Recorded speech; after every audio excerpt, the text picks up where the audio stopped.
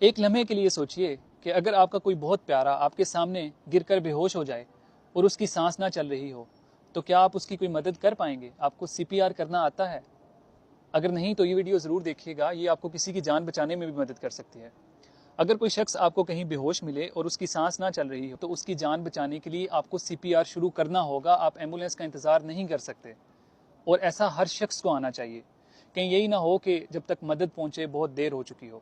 اگر کوئی شخص آپ کے سامنے گر کے بے ہوش ہو جائے یا آپ کو کہیں پہ بے ہوش ملے، وجہ چاہے جو بھی ہو، کرنٹ لگنے سے، ڈوب جانے سے، ہیٹ سٹروک سے، دل کا اٹیک ہونے سے، کوئی ایکسیڈنٹ ہونے سے، تو کیا کریں؟ سب سے پہلے آپ اپنی اور اس شخص کی سیفٹی کا تعین کر لیں کہ اس جگہ پہ کوئی بجلی کا کرنٹ لگنے کا ڈر نہ ہو، ایسا سڑک کے درمیان نہ ہو، ڈوب جانے کا ڈر نہ ہو، یا وہاں پہ فائرنگ ہونے کا یا خدا نخواستہ کوئی بلاسٹ ہونے کا ڈر نہ ہو۔ پہلے خود کو اور اس شخص کو محفوظ جگہ پہ منتقل کریے۔ او یہ تو بے ہوش پڑے ہیں، یہاں پہ سب محفوظ ہے۔ اس کے بعد آپ اس شخص کا رسپانس چیک کریے، اس کو بلا کے پوچھیے، اگر وہ ہوش میں نہیں ہے تو اپنے آس پاس کسی شخص کو اپنی مدد کے لیے بلا لیں۔ آپ ٹھیک ہیں؟ آپ ٹھیک ہیں؟ مجھے مدد چاہیے۔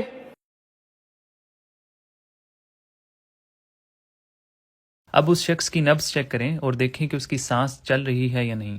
نبض چیک کرنے کے لیے آپ اس کی جو سانس کی نالی ہے اس کے سائڈ پہ موجود شارک پہ ہاتھ رکھ کے دیکھ سکتے ہیں، اور سانس چیک کرنے کے لیے آپ اس کی چھاتی کی حرکت یا ناک سے آنے والی ہوا سے اندازہ لگا سکتے ہیں۔ جب کوئی اور شخص آپ کی مدد کے لیے آگے بڑھے تو اسے بولیں کہ 1122 پہ کال کر کے ایمبولینس کو بلا لیں اور ان کو بولیں کہ AED لیتے آئیں۔ جی بتائیں۔ ان کی سانس نہیں چل رہی، ابھی ایمبولینس کو کال کریں، اور اگر AED ہے تو وہ لے آئیں۔ جی ٹھیک ہے۔ 1122 پہ کال لگتے ہی آپ ان کو اپنا نام بتائیں اور ایمرجنسی کی نوعیت بتائیں۔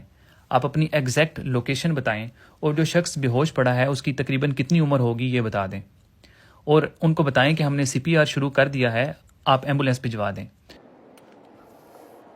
1 2 3 ہیلو، السلام علیکم۔ 1122 NTP کی چھت کے اوپر ایک شخص بے ہوش ہو چکا ہے، اس کی سانس نہیں چل رہی، ہمیں آپ کی فوری مدد کی ضرورت ہے اور ایمبولینس کی ضرورت ہے، اور اگر آپ کے پاس AED بھی ہے تو کائنڈلی وہ بھی لیں۔ بہت شکریہ۔ 24 25 20۔ جب تک دوسرا شخص ایمبولینس کو کال کر کے بلائے آپ ساتھ ہی CPR شروع کر دیں۔ CPR کرنے کے لیے اس شخص کو زمین پر لٹا دیں۔ آپ اپنے دونوں ہاتھ آپس میں ڈال کے اس کی چھاتی کے بالکل درمیان رکھیں، اپنی کوہنیوں کو بالکل سیدھا رکھیں، اور اپنے جسم کے وزن کے ساتھ اس کی چھاتی کے اوپر دبانا شروع کر دیں۔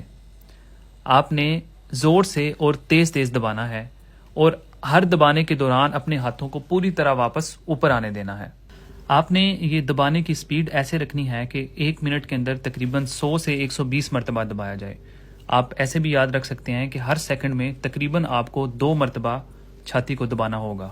جب آپ CPR کر رہے ہوں تو ساتھ ساتھ گنتے جائیں کہ آپ چھاتی کو کتنی مرتبہ دبا رہے ہیں۔ 30 مرتبہ دبانے کے بعد آپ کو 2 مرتبہ منہ سے سانس دینی ہوگی۔ اس کے لیے آپ اس کی ناک کو پکڑ کے بند کریں اور زور سے منہ میں ہوا بھریں۔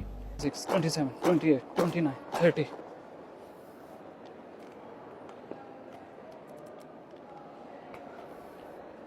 1 2 3 4 5۔ بہتر تو یہی ہے کہ آپ اس کو منہ سے سانس بھی دیں۔ اگر آپ منہ سے سانس نہیں دینا چاہتے تو کوئی بات نہیں، آپ صرف چھاتی دبا کے ہی CPR جاری رکھیں، اس سے بھی اس کی جان بچ سکتی ہے۔ 6 7 8 10 11 12 13 14۔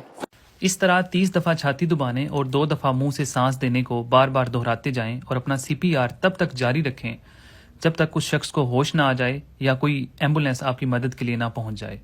آپ اس دوران تھک سکتے ہیں، کسی اور کی مدد لے لیں، لیکن اس طرح CPR کرنے سے اس شخص کی جان بچ سکتی ہے، اس کو نہ چھوڑیں۔ اگر اس جگہ پہ AED مشین موجود ہو تو اس کا استعمال کریں۔ AED آٹومیٹڈ ایکسٹرنل ڈیفیبریلیٹر، یہ ایک ایسی مشین ہے جو کہ ایمرجنسی مقصد کے لیے مختلف مالز یا اسکول میں آلریڈی رکھی ہوئی ہوتی ہے۔ اگر آپ کو AED مل جائے تو اس سے مریض کی جان بچانے کے چانسز بہت بڑھ جاتے ہیں۔ اس کو استعمال کرنا بالکل مشکل نہیں ہے، جیسے ہی آپ اس کو آن کرتے ہیں یہ خود کمانڈ دیتی جاتی ہے۔ آپ اس کے پیڈ اس شخص کی چھاتی پہ لگاتے ہیں تو یہ دل کی دھڑکن کو اینالائز کرتی ہے اور دیکھتی ہے کہ اگر اس میں کوئی بے ترتیبی ہے تو اس کو شاک دینے کا ایڈوائز کرتی ہے۔ میرے خیال میں یہ مشین یوز کرنا بھی ہر ایک کو آنا چاہیے۔